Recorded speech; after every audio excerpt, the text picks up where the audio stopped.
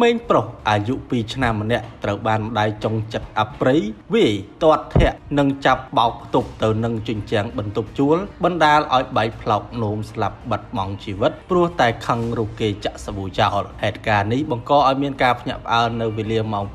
2:30 នាទីរសៀលថ្ងៃទី30 ខែមីនាឆ្នាំ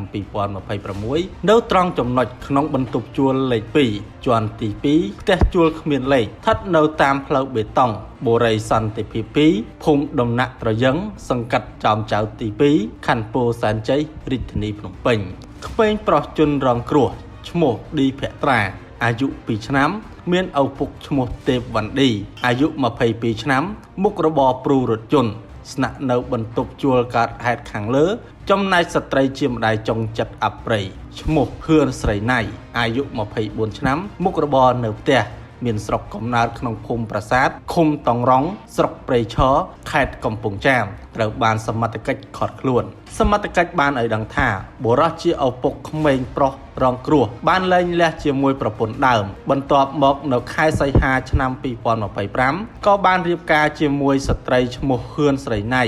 រូបនេះដែលជាស្ត្រីមេម៉ាយមានកូនហើយមុនកើតហេតុបុរសជាប្តីចេញទៅធ្វើការបាត់ដោយទុកឲ្យស្ត្រីជាប្រពន្ធនិងជាម្ដាយចុងមើលកូនលុះដល់កើតហេតុស្រាប់តែក្មេងប្រុសរងគ្រោះដែលជាកូនចុងបានលេងកន្ត្រកសាប៊ូនិងចាក់សាប៊ូចោលសមត្ថកិច្ចបានប្រាប់បន្តពេលនោះម្ដាយចុងខាងលើខឹងណាស់ក៏ក្តិចមួលផ្លូវនិងវាយទាត់ធាក់ព្រមទាំងចាប់បោកកូនចុងផ្ទប់នឹងជញ្ជាំងបន្ទប់ជួលខណៈនោះបណ្ដាលឲ្យក្មេងប្រុសរូបនោះរងរបួសធ្ងន់បន្ទាប់មកស្ត្រីនោះបានហៅម៉ូតូកង់3បញ្ជូនកូនចុងទៅកាន់មន្ទីរពេទ្យកុមារជាតិដើម្បីសង្គ្រោះបន្ទាន់ហើយពេលទៅដល់គ្រូពេទ្យប្រាប់ថាកូនស្លាប់បាត់ទៅហើយសមត្ថកិច្ចបានប្រាប់បន្ថែមទៀតថាពេលនោះក៏បានដឹកសពយកទៅកាន់វត្តព្រៃស្ពឺដើម្បីបូជា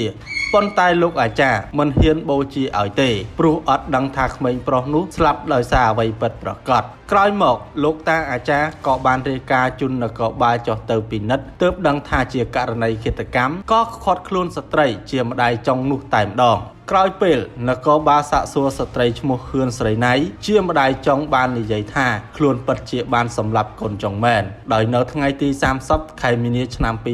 2026វេលាម៉ោង